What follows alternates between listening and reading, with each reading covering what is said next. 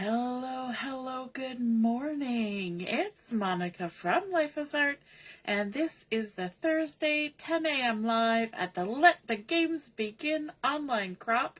We are joining together this weekend, Thursday through Sunday, to take a look at game shows, and we have done board games in the past, so we might do them again in the future, but this time we're doing game shows. You know, things like Wheel of Fortune, Jeopardy, The Price is Right, all those fun games that you like to watch and play along with and try to see how smart you are and whether you'd win $1 bazillion. So we're going to be crafting and working our way through to exploring some of those.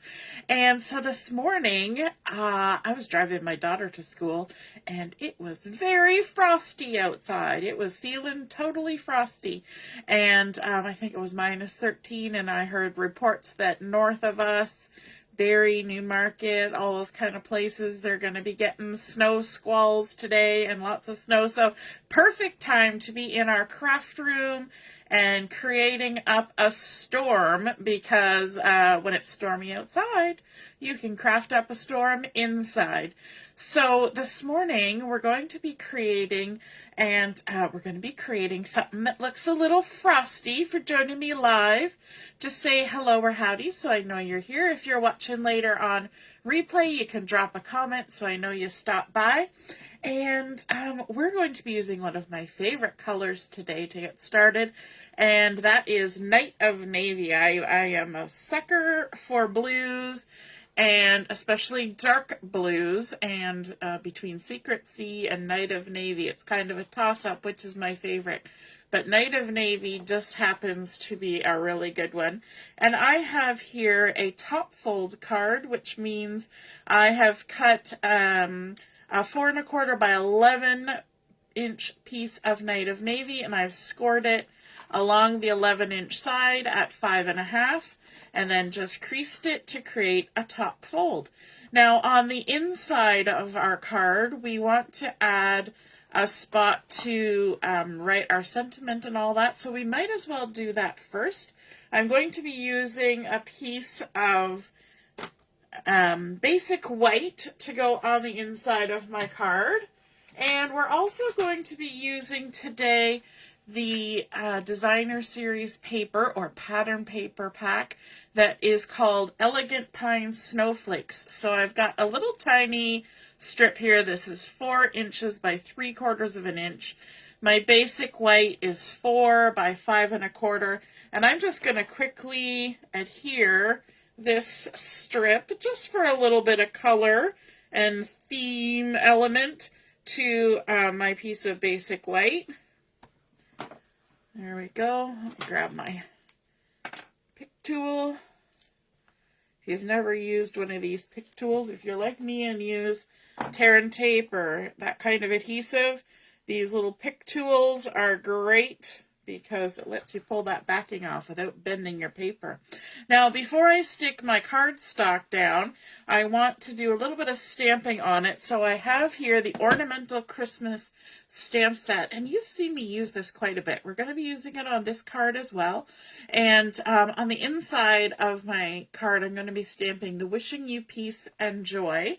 I didn't buy too many Christmas stamps for this particular Christmas, but the ones that I picked, I tried to pick ones that had nice images and nice sentiments, so I can get as much use out of them as I can. So I'm just going to go ahead and ink this up, Wishing You Peace and Joy, and you'll notice that this is a cling stamp, and those are being phased out because Stampin' Up! And a lot of other companies are having great difficulty and basically no ability to find the raw ingredients that they need to create those cling stamps. And so we're moving everything over to the photopolymer stamps. And so that's a bit of a change for a lot of people. So we've gone ahead and we've stamped that, and I used some Night of Navy ink to do that. So we're keeping it all in the blues. And we're just going to adhere this now to the inside of our card. We're going to center it And just pull that off. Center it on this lower inside panel. And there we go. Wishing you peace and joy. Super simple. A nice quick way to add a little bit of color there on the inside by adding a little bit of the Designer Series pattern paper. Okay, now to go to the front. I wanted to add a little bit of texture to the front of my card, as well as working on our technique, that frosty feeling. And so I have cut out a piece of Night of Navy. That's the same as my piece on the inside, the 4 by 5 1/4, and I have used the Birchwood 3D embossing folder to emboss it. So this is my 4 by 5 1/4. I've run it through my Stampin' Up! Big Shot, and that's like 20 some years old, and created this beautiful Night of Navy Birchwood designed textury pattern. And then what we're going to do is we're going to use this to create a frosty feeling, and we need a few things for that. We're going to need some white embossing powder. So I've got the Wow embossing powder here. It's an opaque bright white, and I'm going to be using Versamark ink. I'm also going to be using a little bit of a non-traditional tool, and that is a really soft, sort of large paintbrush, dry and clean. And so that's a handy tool to have in your craft room. Okay, so to do this technique, we've got some lovely texture on our panel already from our embossing folder, but we want to make this look frosty. So we're going to take our Versamark ink, and we're just going to wipe our Versamark ink across our paper from one side to the other, just like that. Then we're going to turn it around, and we're going to wipe it across again. And I'm not putting a lot of pressure on there. I'm just wiping it across. Whatever transfers, transfers. And look at that. I got some red on there. Super fun. And then we're going to take our embossing powder and tweezers, because that might be helpful. So let's grab our tweezers, and we're going to, I'm going to just turn this, we're going to sprinkle our embossing powder all over our panel, because we've got that Versamark on there. Wherever that Versamark hit, which is going to be a lot of the raised portions of our embossed panel, but also some of the non-raised portions. And then we're just going to tip and tap, okay? Now, if you think that you want to add a little bit more anywhere, you can, of course, do that. Give it a little extra, okay? So tip, tap, and then what we're going to do, this is the reason why we have our lovely paintbrush here. I'm going to hold this paintbrush ever so lightly in my hand. Okay, it's just, I'm barely gripping it, and I'm going to kind of drag it around in the center, going from side to side here, just gently, and it's starting to move that embossing powder a little bit. Okay, and then I'm going to tap again. And then I'm going to turn my, my image around, and I'm going to do the same thing. I'm going to just barely touch it to my paper, and I'm not going all the way to the edge, because I want to kind of maintain a bit more of the frosty look at the edge of my paper. And if there's any spots where you want to do a little extra, sorry, the tapping is not going so well with the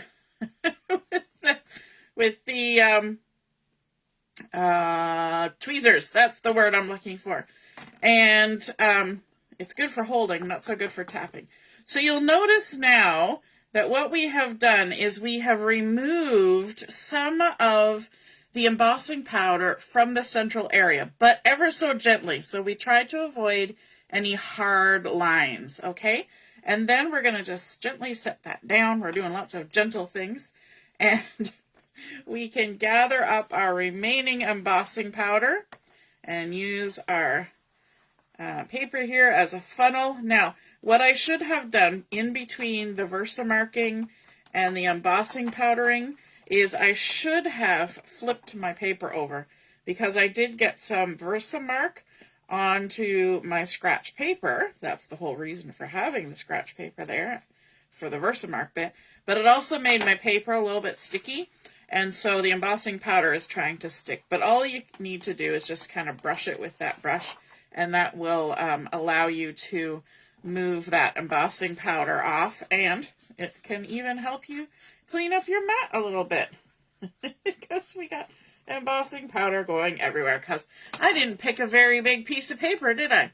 All right, now what we want to do, now that we've kind of done that sort of dry paintbrush technique of moving some of that embossing powder that was on there, we're going to take our heat tool, get it heated up here, and then we're going to heat emboss. And so our powder is going to change from dry and powdery to shiny and bright. And I love all the little speckly bits that get left behind in all the non-raised parts. And this is going to give our paper a really cool, pardon the pun, frosty appearance. So let's just get there. It's starting to change. And then we're just going to work our way around our paper, allowing that heat embossing to melt and turn frosty, just like the snowman. All the way around. If you had a little bit of sparkle embossing powder, wouldn't that be fun? Because then you get the little sparkly, frosty feel on your paper as well. All right, and then we're going to go up here.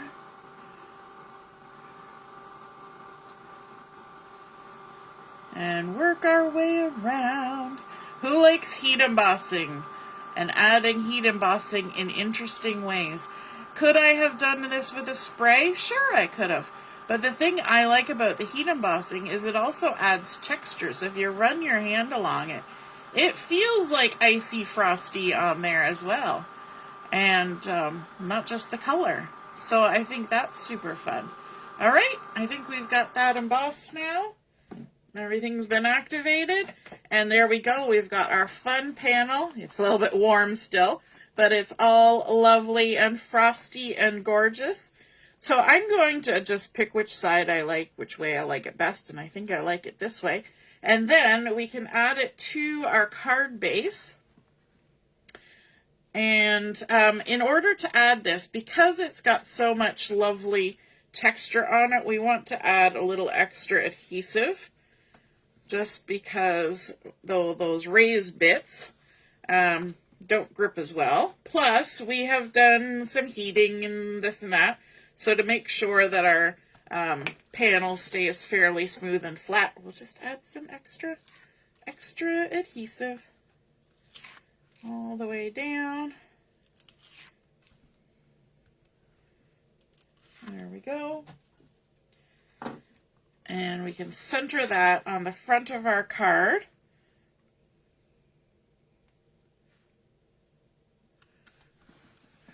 Love that frosty look that creates. Can you see how lovely and frosty that looks? Oh, so gorgeous.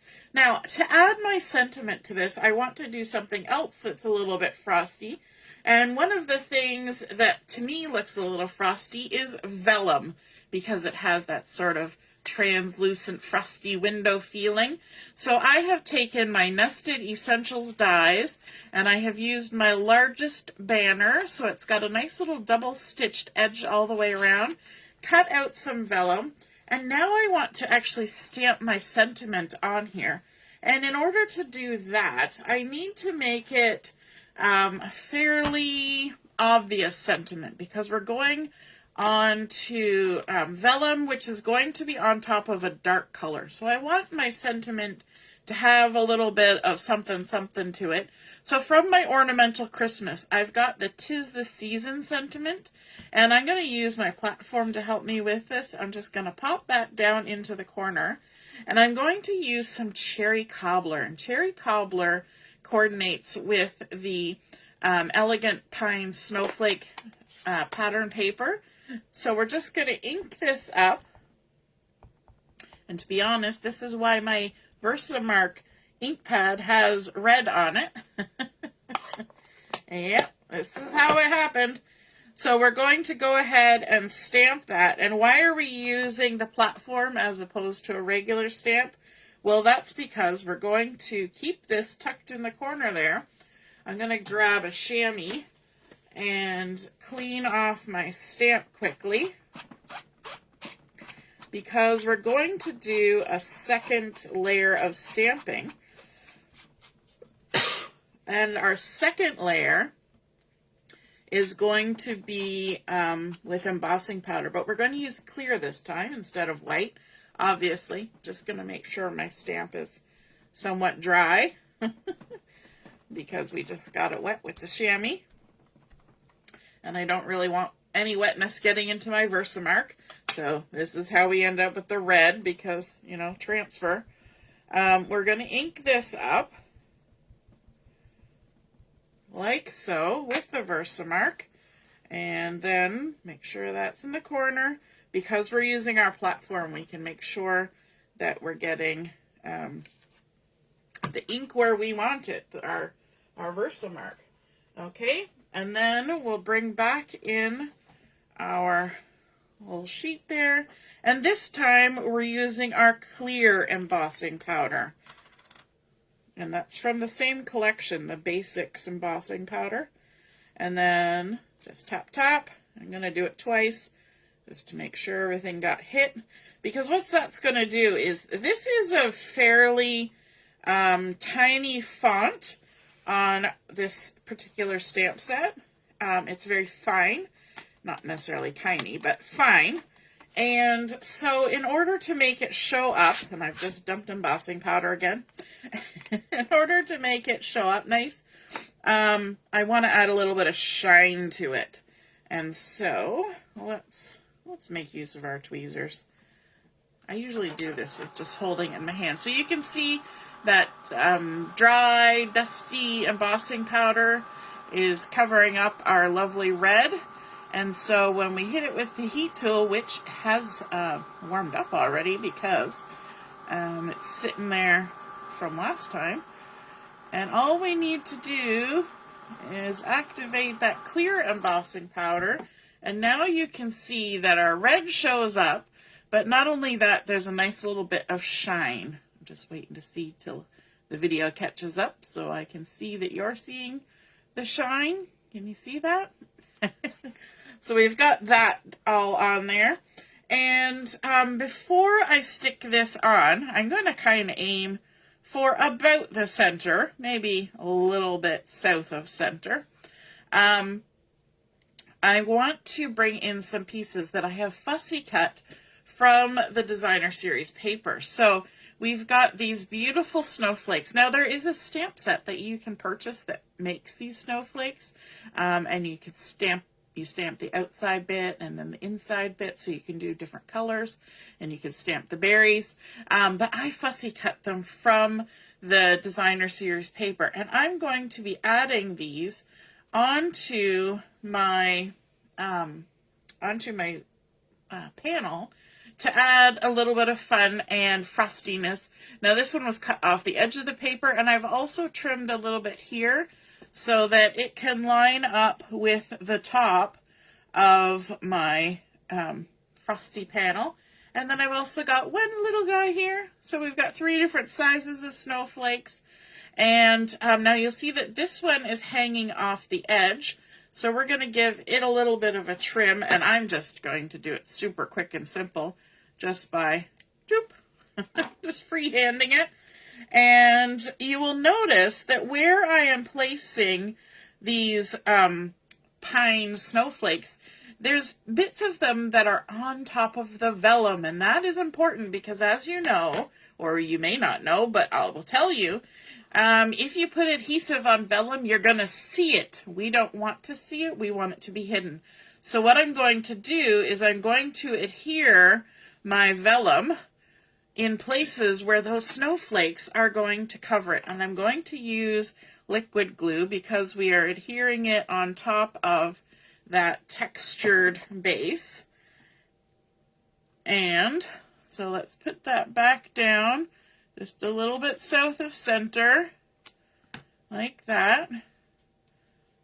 And hold down our, because vellum is kind of different from regular paper, you need to just give it a second for that glue to yank it down. But I also want to add a little bit of dimension here, and so I'm going to bring in some mini dimensionals to help me adhere my fussy cut snowflakes. Yes, I fussy cut them. I know it's not everybody's thing, but you know that it's my thing. And so you put up with it, right? Seeing me have fussy cut things. Because in your mind, you're like, yeah, I'd just buy the stamp and die, and I would stamp and die them and not worry about the fussy cutting, right? Yeah, and some of you love fussy cutting, and you would be like me, and you would fussy cut from some pattern paper. All right, we've added a few dimensionals there, and then I'm going to use my tweezers to help me line ourselves up and cover up that adhesive. If you get embossing powder on your tweezers, don't worry, it will actually scrape right off your tweezers. And maybe that's partially because I get glue on my tweezers all the time, so there's kind of a skiff of glue at all times on my tweezers, so maybe that helps take the embossing powder off, but I've never had a problem getting it off. Weird, eh? Okay, let's add some dimensionals to our bigger snowflake, like so. So we've added a lot of texture and dimension to our card just by doing that heat embossing, then switching up the texture with the vellum and more embossing on there for a shiny bit of texture and visual appeal. And then we're also popping up our snowflakes, and the snowflakes have a lot of texture because they're all greenery, so lots of movement on this card, when really it's a fairly simple card for layout design because it's just a panel and a banner and some embellishments, right? But just by mixing up those embellishments, we've created a really fun look. And then, of course, we need to bring in some kind of bling. And I really like these neutral matte white dots. And I have run out of little ones. And so I was trying to decide if I was going to go with those matte dots or whether I was going to go with these iridescent dots. These ones look more, they do kind of look frosty, but they also kind of look like dewdrops. And I'm not 100%. You know what? I'm going to do it anyway. Why not? Let's add one here, because I like having the variety of sizes. And one there, and another one here, just like that. And then let's add a couple down here just to bring some weight farther down and a little bit of sparkle. And there we go. So that is our Feeling Frosty card we've created using that Night of Navy, our embossing with the wood grain from the 3D Birch embossing folder, and our heat embossing technique of dragging that Versamark across and then using our brush to help remove a little bit so we make that kind of frosty around the edges look. And then, of course, some fussy cut snowflakes from our pattern paper, some bling, a little bit of shiny embossing on there, and then, of course, our stamp sentiment on the inside and bringing some of those colors from the Designer Series paper to the inside as well. I hope you enjoyed seeing that card come together, and if you create one like this for yourself, be sure to snap a photo of it, pop it in the comments where I post the picture of my card, and then we can all see and be inspired by your artwork as well. I hope you enjoy that frosty technique. We'll see you again soon. Toodaloo. Bye.